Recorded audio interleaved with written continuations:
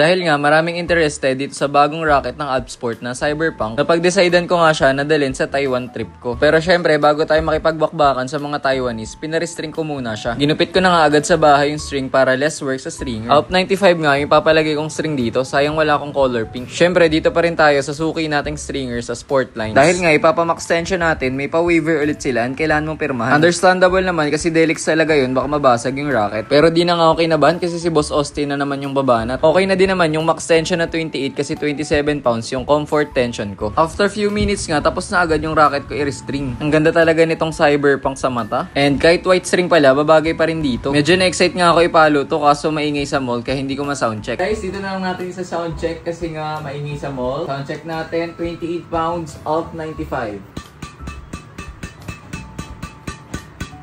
Grabe crispy Hindi kayo nasahan ganong kalutong tong alt 95. Ito guys, andito na, naka-impake na tayo. Papunta na tayong Taiwan ngayon.